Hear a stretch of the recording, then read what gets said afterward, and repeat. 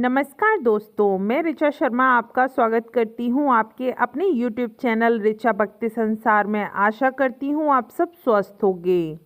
अक्सर आपने किसी के घर में बच्चा पैदा होने पर या किसी के घर में मृत्यु होने पर उस घर में नहीं जाना है या ग्रहण काल से पहले सुना होगा कि पूजा पाठ नहीं करनी है और मंदिर के पट बंद रहेंगे। ये सब सूतक लग जाने के कारण होता है। आइए जानते हैं यह सूतक क्या है और इसमें क्या क्या कार्य नहीं करने चाहिए। आगे बढ़ने से पहले यदि आपने अभी तक हमारे इस YouTube चैनल को सब्सक्राइब नहीं किया है तो सब्सक्राइब कर लीजिए और इस वीडियो को लाइक अवश्य कर दीजिए। सूतक क्या होता है? आम भाषा में कहें तो सूतक अशुद्धि का समय है जिसमें सूतक की अवधि में अपने घर से बाहर नहीं निकलते हैं और बाहर वालों को भी उस घर में आना जाना वर्जित होता है जहां सूतक लगा है। शास्त्रों के अनुसार जन्म के समय जो अशुद्ध नाल काटने से होती है उसके प्रायश्चित स्वरूप सूतक माना जाता है। वहीं किसी की मृत्यु के पश्चात जो कर्मकांड होते हैं उसमें होने वाली गतिविधियों के प्रायश्चित स्वरूप सूतक माना जाता है जिसको पातक कहते हैं।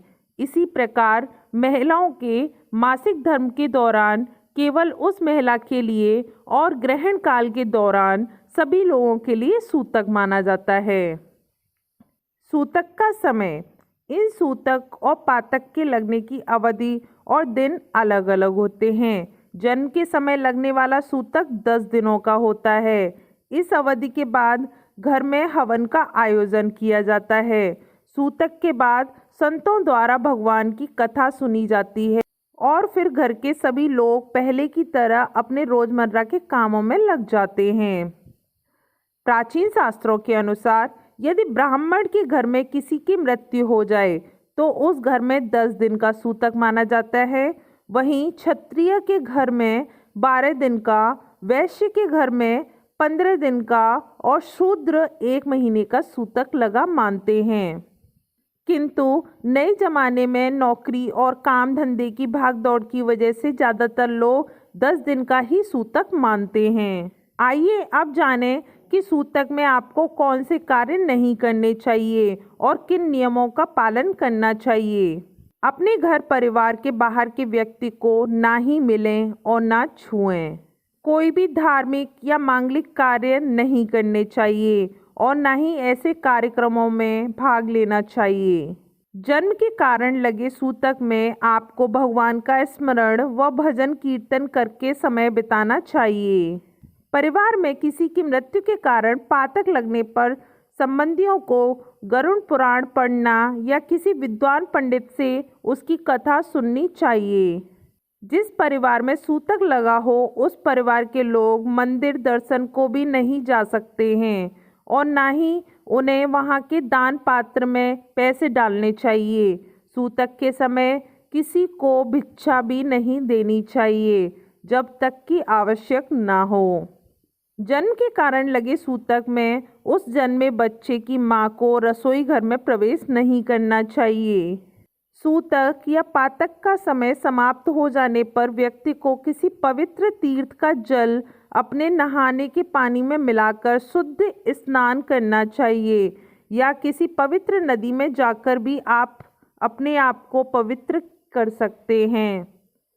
सूतक लगे परिवार के लोग केवल मानसिक जाप या स्मरण कर सकते हैं। उनको माला लेकर कोई जप करना भी वर्जित है और ना ही उन्हें कोई धार्मिक ग्रंथ पढ़ना चाहिए। सूतक के समय कोई व्रत पहले से करते आ रहे हों तो सूतक के समय में भी उसे करना जारी रखा जा सकता है, परंतु किसी व्रत का उद्यापन सूतक काल में नहीं किया जाना चाहिए। सूतक का वैज्ञानिक तर्क। आपने अक्सर सुना ही होगा कि नई पीढ़ी के लोग सूतक पातक नहीं मानते, परंतु आइए हम आपको बताते हैं कि इन नियमों का वैज्ञानिक तर्क क्या है। पुराने समय में घर की स्त्री को पूरे कार्य संभालने होते थे। उनकी सहायता के लिए सामान्यतः कोई नौकर चाकर नहीं होते थे। बच्चे के जन्म के दौरान महिलाओं का शरीर कमजोर हो जाता है और जन्म देने के दौरान उन्हें अत्यधिक दर्द भी झेलना पड़ता है। इसलिए इसलिए पुराने समय में सूतक माना जाता था ताकि उस महिला को पूर्ण विश्राम दिया जाए और वह आराम करके पहले जैसी चुस्त और स्वस्थ हो जाए।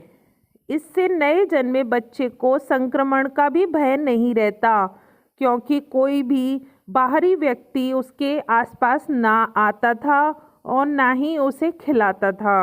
वहीं मृत्यु के पश्चात लगने वाला पातक का कारण है कि जो लोग किसी के भी दाह संस्कार में शामिल होने के लिए शमशान जाते हैं तो वह अपने साथ संक्रमण ला सकते हैं। जिसने सारे कर्मकांड किए हैं वह सबसे ज़्यादा संक्रमित हो सकता है। इसलिए वहाँ पातक के नियमों का पालन किया जाता है और इससे यह सुनिश्चित हो जाता है कि संक्रमण बाकी लोगों में ना फैले।